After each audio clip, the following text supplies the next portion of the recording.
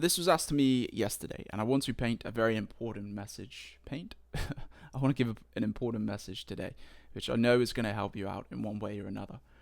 So this question was asked, for carbs, can I have a slice of wholemeal bread? Let's say this is scenario A, and my answer was no. Flat out no. No, you can't. The person would leave, okay, I can't have a slice of bread. What do you think the outcome would be there? Well, the outcome would be that person leaving feeling very restricted and a restricted mindset of what they can and what they can't have.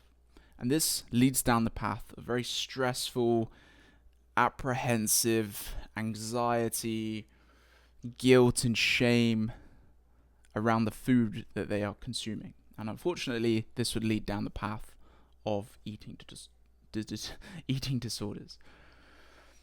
That's scenario A. Scenario B, same question. Josh, for carbs, can I have a slice of wholemeal bread? Of course. Yes, you can. No worries at all. The person's like, oh, brilliant. Great.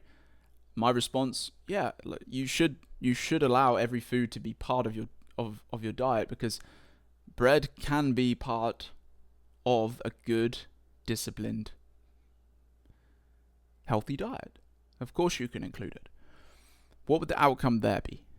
The person leaves feeling no restriction. The person feels now that there is no moral obligation or moral implications with their food decisions and the food on their plate. They don't distinguish what is good and bad. They don't see food as the devil or clean or dirty or any of those pairings of good and bad, which leads down the path of a very strong and good and healthy mindset with the food on their plate. Not to say that they're ever going to have a stress-free life when making food decisions, no. But what this doesn't lead down the path of is eating disorders. Obviously, we want scenario B, or what did I call it? Scenario B. If you're over-restricting yourself, if you are telling yourself that you are not a good person, or you are putting yourself down and feeling guilty and shame for eating foods that you enjoy, but you're thinking, I shouldn't be eating this, I feel like an awful person. This unfortunately does lead down that ropey path of disordered eating and a very stressed mindset with the food on your plate. Every food should be allowed to be part of a healthy nutritional practice. Think of it like this. I like to describe it like this. You're cooking a dinner, right? And the main ingredients would be, let's say, your protein, your vegetables, your carbohydrates, fats, whatever you know those ingredients are. They're the main staple of the dish, right? Then what do you add? What do you add in small amounts? You add the seasoning. You add maybe some salt, some pepper. Depending what you're cooking, you could be adding cumin or paprika, all of the spices and slight seasonings. And the olive oils, dash of olive oil to cook. That is what I see as a good nutritional practice. The main meal is your whole foods. Well, the main meal that you're cooking, the ingredients, represents whole foods. It represents nutrient-dense foods. It represents vegetables. It represents protein, carbohydrates, fats, limited refinement, limited ultra-processed consumption. The cooking of the main ingredients is what you should be eating most of the time. That should make up the bulk of the dish, the bulk of your diet. There we go. I was trying to get there. And the seasoning represents the foods you love. Bit of chocolate, bit of wine on a Sunday evening to help calm down, catch up with your friend. A slice of bread. The seasoning, you're just adding in, just topping it up,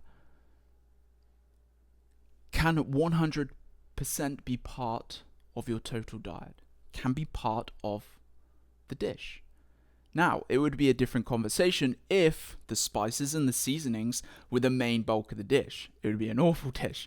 But if that's what you were consuming the most of, which represents ultra-processed foods, the donuts, the cakes, the things we love, right?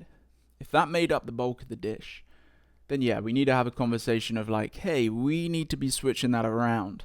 Okay, they're the seasonings. They're just the added condiments that you add to the plate. Condiments. I think that worked.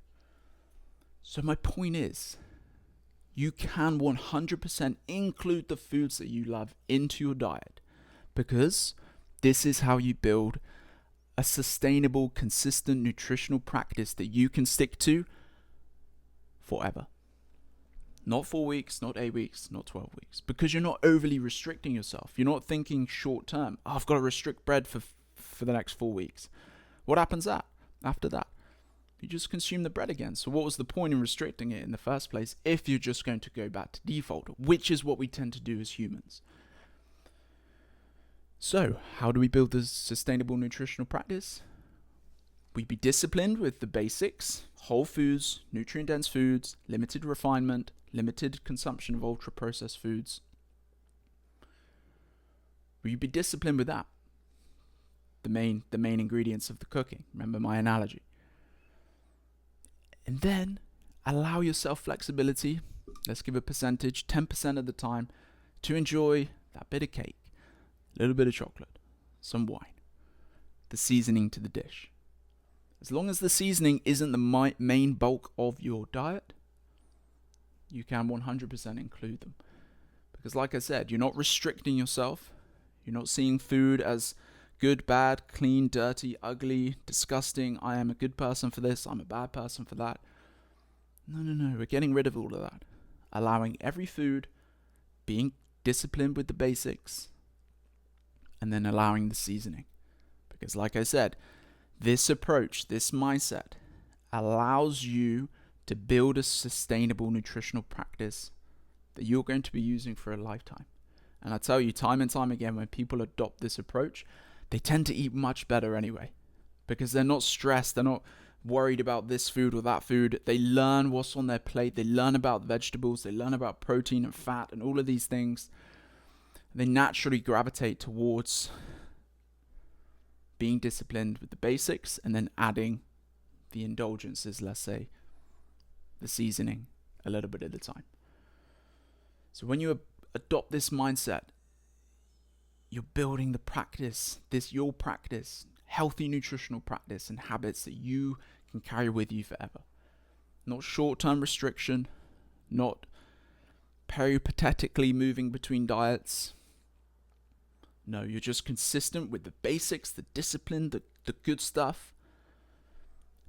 Be very disciplined. And then you, of course, adding seasoning to the dish is completely fine. And that seasoning is the foods that you love. So, in a roundabout way, enjoy a slice of bread. Okay, I think that made sense. Is that helpful? I literally just saw the question. I was like, I need to do a post about it. Inspiration is fleeting. I even skipped I even left half my coffee, so that's probably cold now. You're going to have to give this one a like and look into my app because my coffee's gone cold. All right, I'm going to leave you there. Enjoy my half cold cup of coffee. And actually, I have a beginner... what's it called? I don't know what it's called. I'm going to pop it in the comments though. It's a little mini series I did on my app. And you can access it for free for 2 weeks. So actually just comment the word nutrition and I think I can just allow you to see that series itself and have access for it for a couple of weeks. I forgot what it's called though. It's basically nutrition basics, the nutritional basics for beginners. Tell you all of the information you need to know just to give yourself a nice beginner friendly tools and practices and tips to build a sustainable nutritional practice. I forgot the name of it though, but I'll pop it in the comments. Right, I'll leave you there. Love you, Lever. See you soon.